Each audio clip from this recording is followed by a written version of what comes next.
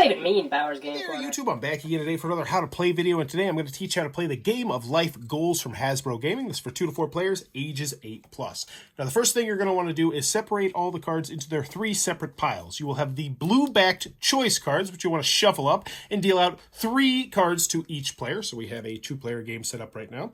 Next, you have the purple-backed lifestyle cards, which once again, you'll have 4 of those. Mix them up and give 1 to each player. The rest can go back in the box. And then you're going to take the 4 life goal cards, mix them up by flipping them up and down, mixing them together, and place out 1 for each player in the game. So since we have a 2-player game, we have 2 cards set up right there.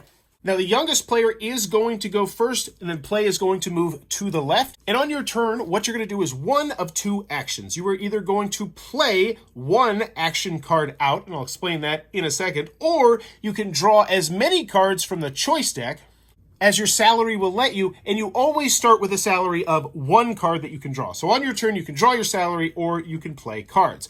Now, let's talk about playing cards.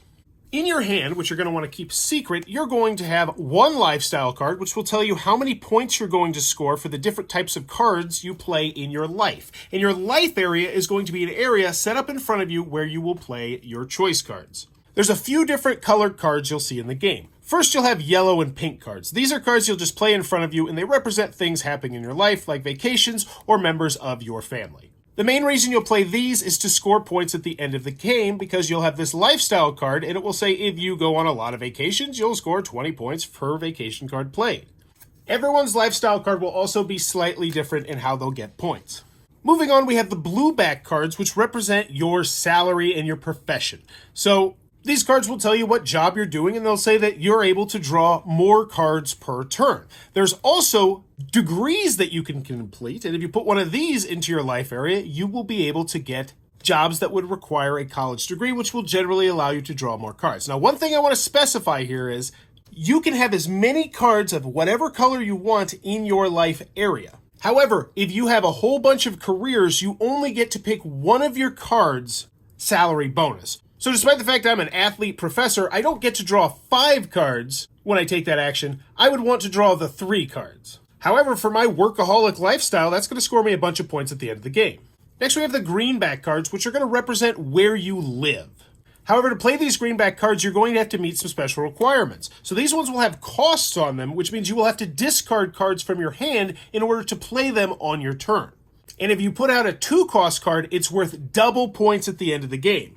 So if I were to play this penthouse, that card would be worth 40 points. There's also modifications you can play on your house, but you have to have a house in order to play the modifications. You can't have solar panels unless you have a house to put them in. Last but not least, we have the orange back event cards, and these don't actually go into your life. So instead of playing an event card into your life area, you will do what it says and then discard this card out of the game.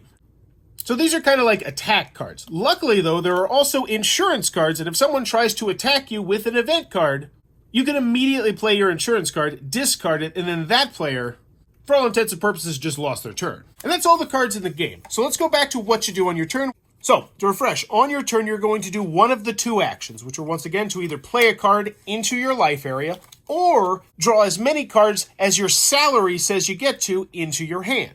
Once you've done one of those 2 actions, you're then going to check to see if you've completed one of the life goals, which is up at the top. So to achieve this one right here, the family focused, I would have to have gotten married and have 2 babies. And it's important to remember that this pet rock and this pet raccoon would not help here. You don't match the colors, you have to match the symbols. However, if you do happen to have all those cards face up in your life area, you can claim that life goal and just put it next to your area. That's going to be points at the end of the game. And on the off chance that you're able to claim 2 at one time, you can only claim 1. However, next turn, if the other card is still there, you can claim it then. Either way, after that, you're going to look at your hand of cards, and if you have more than 7 choice cards, then you have to discard down to 7 choice cards. And then play moves to the next player on the left, and you continue playing until the choice deck runs out or all the life goals have been claimed. And I think the game ends immediately if you take the last choice card, but it doesn't mention it in the rule booklet. However, once the game is over, you're going to tally up the points in your play area by looking at your lifestyle card. So right now, I would have 30 points, but since I had claimed that life goal, I would be up to 90 points. Don't forget to double the points on 2-cost houses. The player with the most points win. If there's a tie, the player who completed the most life goals wins. And if there's still a tie, the player with the most cards in their life story wins. And if there's still a tie, call the police. But that's the game of life goals. If this helped you out, please consider giving it a thumbs up. And also let me know where in the world I helped you out at. Also, consider subscribing or supporting the Patreon as I teach new games all the time. But go have some fun, and thanks for your time, YouTube. This video is brought to you by all of my amazing Patreon supporters, and I would love it if you would join their ranks and have your name immortalized in the end of many of my videos for the end of time. But consider for only $1 a month, and as always, thanks for stopping by.